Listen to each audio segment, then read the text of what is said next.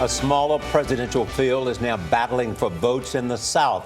Carly Fiorina and Chris Christie dropped out Wednesday after finishing far back in New Hampshire. That leaves 7 Republicans still in the race. Most of them descended on South Carolina yesterday, wasting no time getting their messages out. The GOP primary there is just 9 days away. Julianna Goldman is at the Peace Center in Greenville, South Carolina, where CBS News will bring you a Republican presidential debate on Saturday night. Julianna, good morning.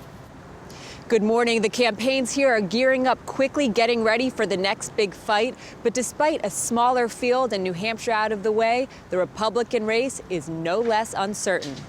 You know, when you have victory, you don't need sleep, right? Donald Trump stormed into South Carolina Wednesday, These people. basking in the glow of his reclaimed frontrunner status. All of these characters are going to give it up. We're going to run the table, and we will make America great again. That I can tell you, okay? Holding on to his Iowa victory, Ted Cruz tried to argue it's a two-man race. The only candidate who can beat Donald Trump is me. Recent polls have Trump up double digits in South Carolina, but it's a state Cruz thinks he can win.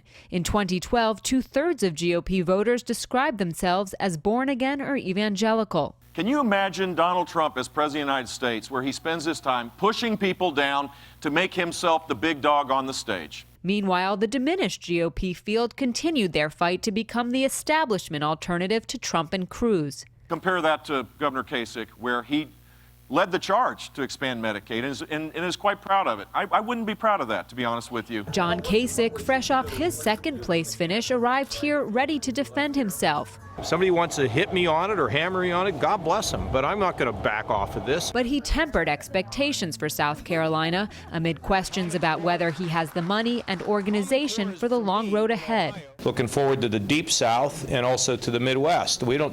We got a plan to go the whole distance. Donald Trump insisted he's the only candidate who's up to the task. Because an average person is not going to win, and I mean that. These guys are just regular Republicans. Ay, ay, ay. Now, Senator Marco Rubio is trying to rebound from his 5th-place finish in New Hampshire, and he's promising to run a more aggressive campaign. This is a state known for rough and tumble politics, and as Senator Lindsey Graham said yesterday, if you're not ready to play, don't come to South Carolina. Yep, it's getting hot in here. Thank you very much, Julianna.